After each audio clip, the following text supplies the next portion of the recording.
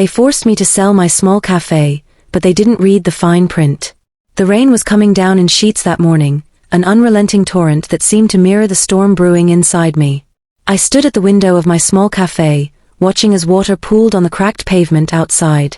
The sign above the door still read Bella's Haven, a name I had chosen with so much hope and love when I first opened it 5 years ago. It wasn't just a business, it was my sanctuary, my dream carved into wood and brick, filled with scents of freshly baked croissants, brewed coffee, and warm cinnamon rolls. But today, none of that mattered. Today, it felt like everything I had built was slipping through my fingers like sand in an hourglass, no matter how tightly I tried to hold on. My family, my own flesh and blood, had made their decision for me. A week ago, they sat me down at the dining table in my childhood home, their faces stern and unyielding.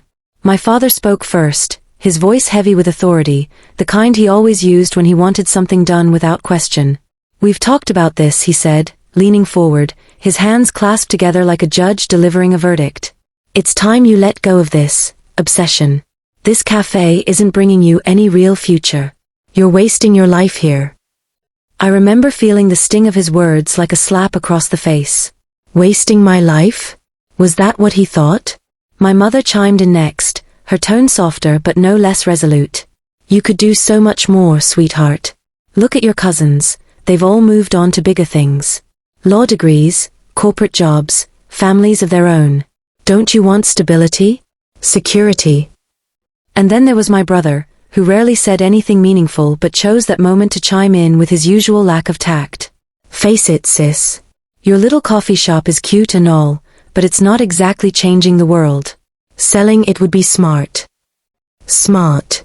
That word echoed in my mind long after the conversation ended. Smart. Practical. Logical. Words they loved to throw around whenever they wanted to justify taking away someone else's happiness.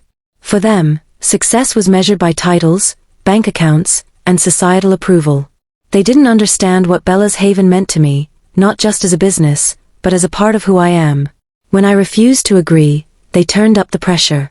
Phone calls came daily, sometimes hourly, each one laced with guilt trips and thinly veiled threats. "Think about us," my mother pleaded during one call. "We only want what's best for you." And when that didn't work, they resorted to ultimatums. "If you don't sell the cafe, we'll have no choice but to cut you off completely. No support, financial or otherwise. Cut me off."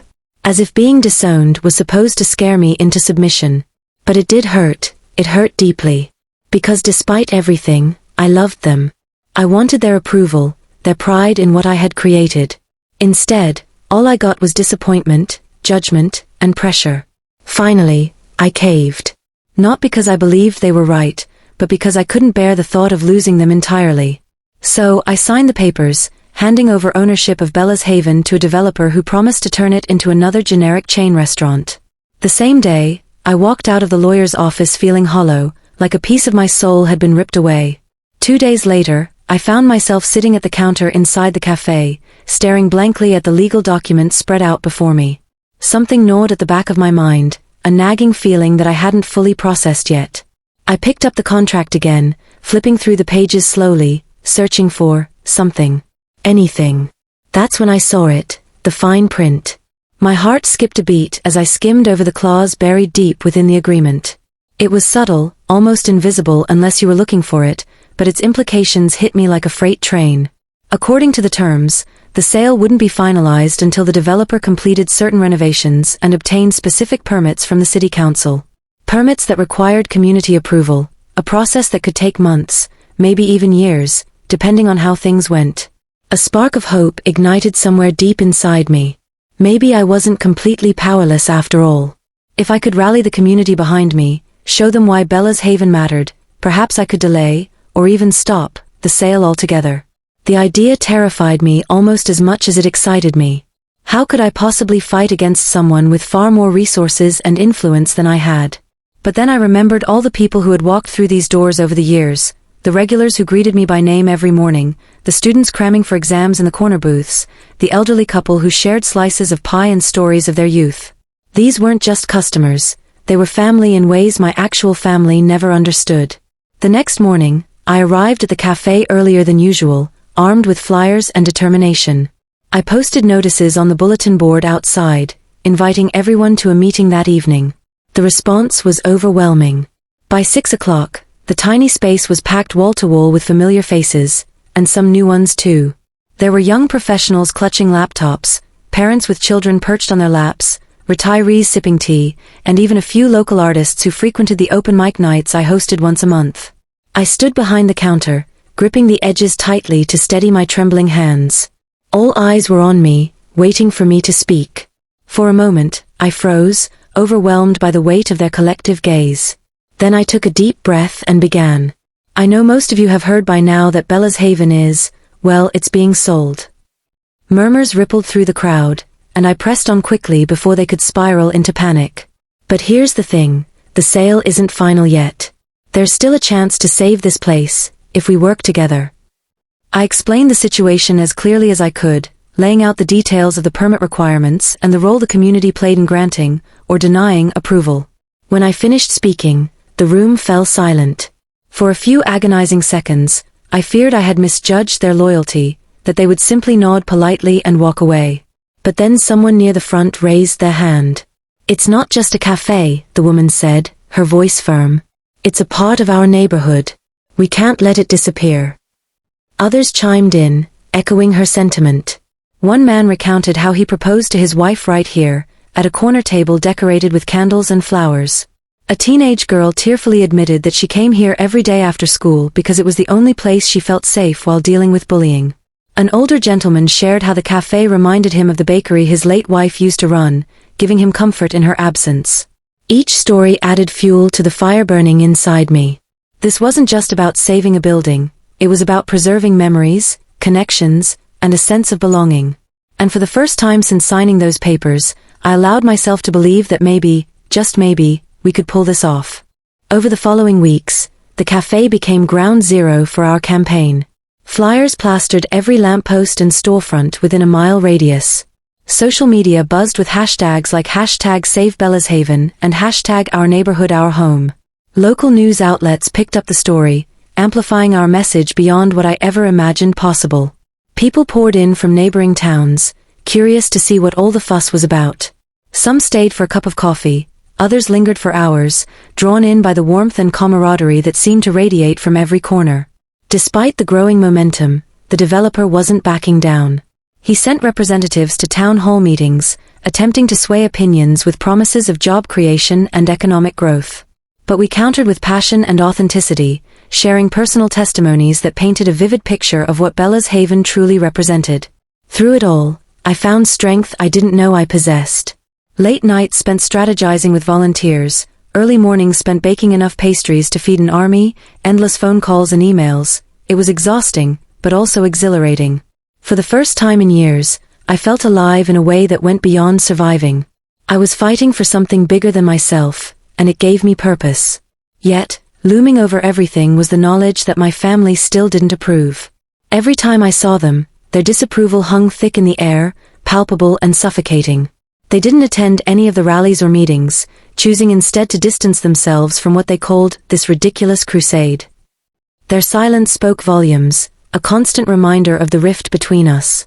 One evening, as I locked up the cafe after yet another long day, I paused to look around the empty space. In the dim light, shadows danced across the walls, casting eerie silhouettes of chairs stacked atop tables.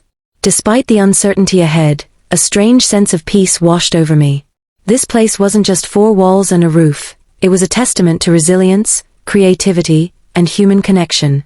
Whatever happened next, I knew I had already won in one crucial way. I had reclaimed my voice.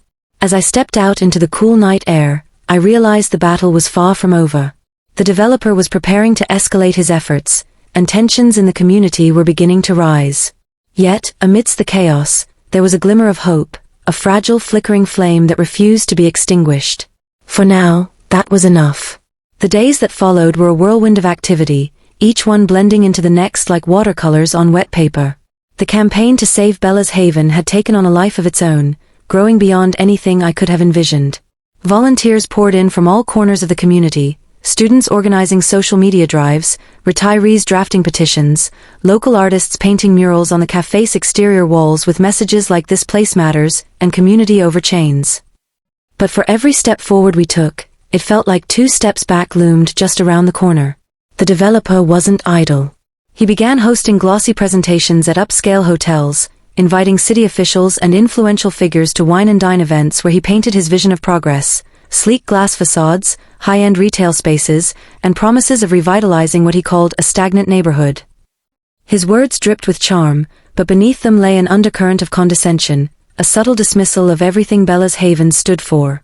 I attended one of these presentations reluctantly, feeling out of place among the tailored suits and designer dresses.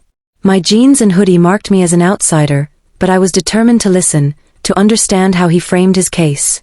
As he spoke about modernization and economic upliftment, I clenched my fists under the table, forcing myself to stay calm.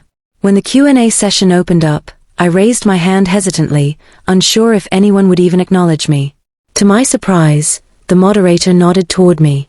"This cafe isn't stagnant," I said, standing up despite the tremor in my voice. "It's alive. It's not just a building, it's a home for people who need somewhere safe to go, somewhere they can belong. Progress doesn't mean erasing what already works. It means building on it." The room fell silent. For a moment, I thought I'd made a mistake, exposing myself so openly.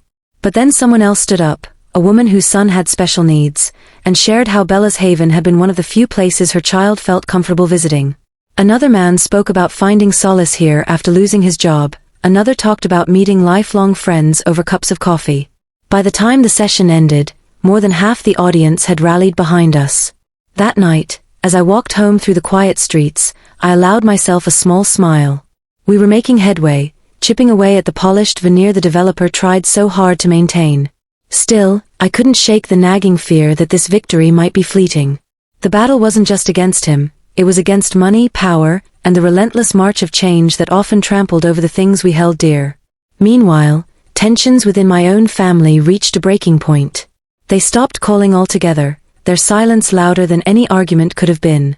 At first, I told myself it didn't matter, that I had chosen this path knowing full well the cost.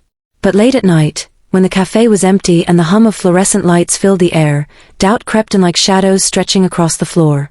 Was I being selfish?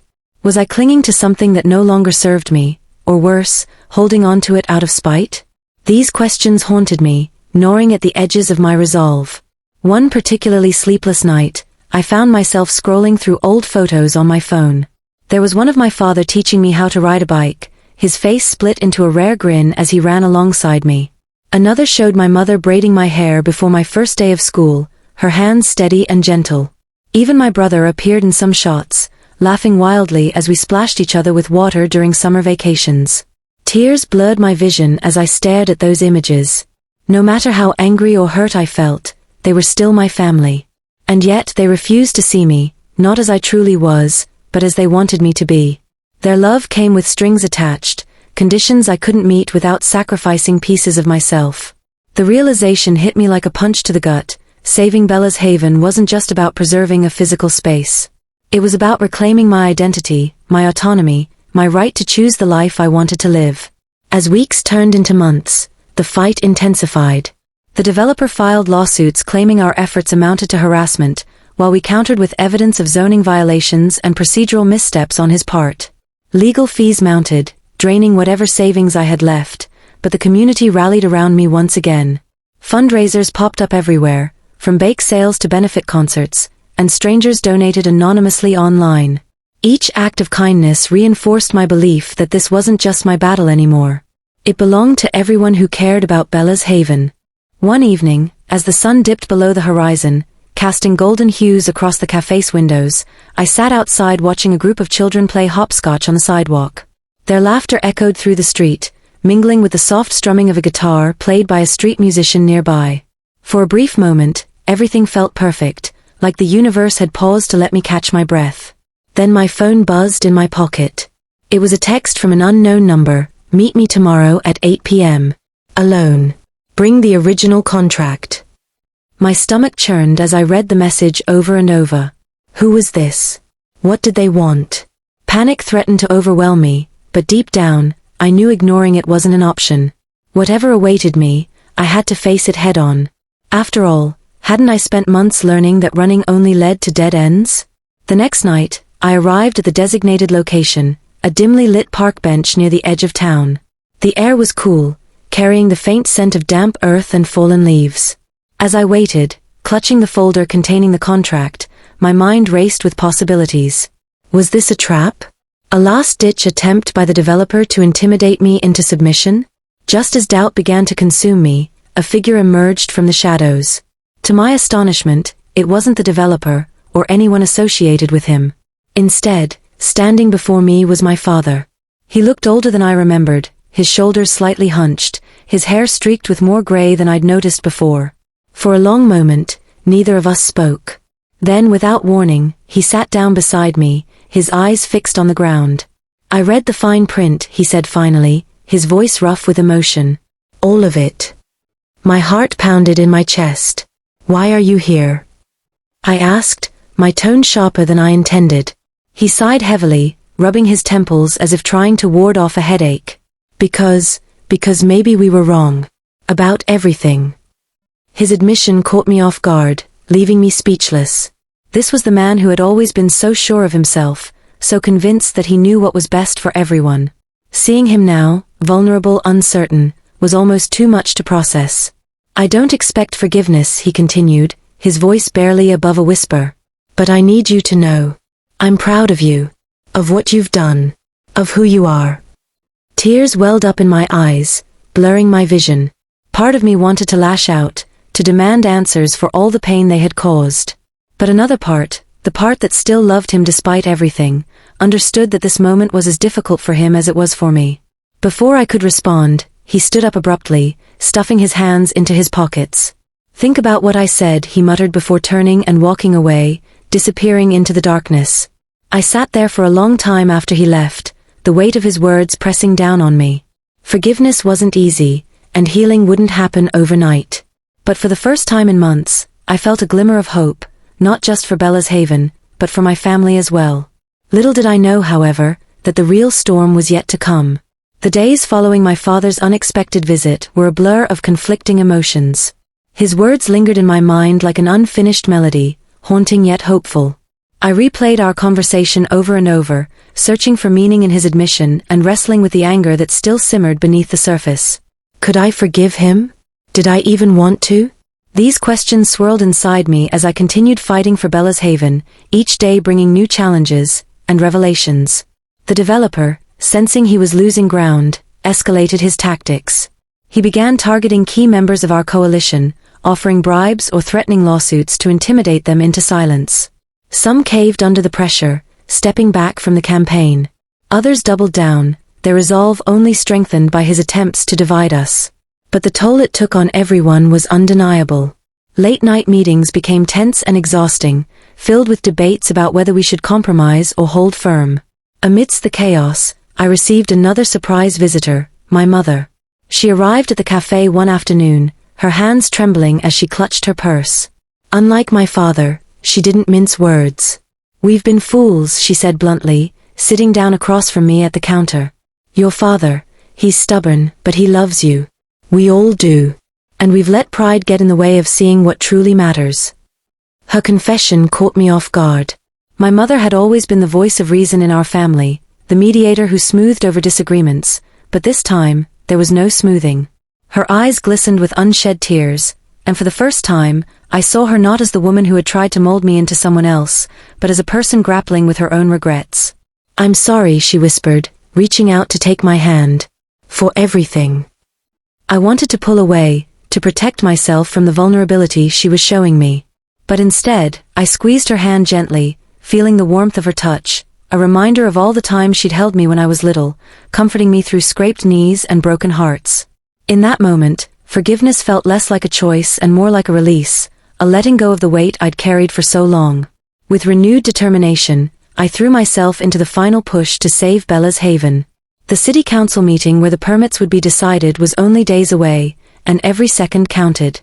Flyers turned into banners, social media posts turned into viral campaigns, and word of mouth spread faster than wildfire. People lined up outside the cafe to sign petitions, share stories, and offer whatever support they could. It was as if the entire neighborhood had banded together, united by a shared purpose. On the morning of the meeting, I woke up early, my stomach twisted with nerves. The cafe buzzed with activity as volunteers gathered supplies, rehearsed speeches, and prepared for what promised to be a pivotal day. When we arrived at City Hall, the scene was surreal. Hundreds of people filled the auditorium, spilling out into the hallways and onto the steps outside. Supporters wore makeshift badges reading "Save Bella's Haven" and held signs bearing messages of solidarity. For the first time in months, I felt a flicker of hope, not just for victory, but for the power of community. The hearing itself was intense. Both sides presented their cases passionately, the room crackling with tension. When it was my turn to speak, I stepped up to the podium, my heart pounding in my chest. Looking out at the sea of faces, friends, neighbors, strangers who had become allies, I drew strength from their presence. "This cafe isn't just a business," I began, my voice steady despite the storm raging inside me. "It's a testament to resilience, creativity, and connection. It's a place where people find joy, comfort, and belonging. Progress shouldn't come at the expense of what makes us human. Let's build a future that honors our past, not erases it." Applause erupted around me, echoing through the chamber like thunder. As I returned to my seat, I glanced toward the back of the room and spotted my parents sitting quietly, watching me with expressions I couldn't quite read. Their presence surprised me, but in that moment, I chose to focus on the task at hand. After hours of deliberation, the council announced their decision: the permits would not be granted. The developers' plans were rejected, leaving Bella's Haven standing tall, for now. In the weeks that followed, life began to settle into a new rhythm. The cafe thrived once again, its walls adorned with artwork celebrating the community's triumph. Customers streamed in daily, sharing laughter, stories, and gratitude. Strangers became regulars, and regulars became friends. The sense of camaraderie was palpable, a living reminder of what we had fought so hard to preserve. My relationship with my family slowly began to heal. Conversations replaced silences, apologies replaced accusations, and understanding replaced judgment. It wasn't perfect, we still had moments of tension and disagreement, but it was progress. Together, we learned to navigate the complexities of love, forgiveness, and acceptance. One evening, as I locked up the cafe after closing, I paused to look around the empty space. The faint scent of coffee lingered in the air, mingling with the soft glow of string lights hanging from the ceiling. Outside, the streetlights cast pools of golden light onto the pavement, illuminating the mural painted on the wall, a vibrant depiction of the cafe surrounded by smiling faces. For the first time in a long time, I felt at peace. Bella's Haven wasn't just a dream anymore, it was proof that even in the face of adversity, beauty could endure. And though the battle had changed me in ways I never expected, it had also shown me the strength of the human spirit and the power of standing together. As I walked home under a canopy of stars, I realized something profound. Sometimes, the hardest fights are the ones worth having. Because in the end, it's not just about saving a place, it's about finding yourself along the way.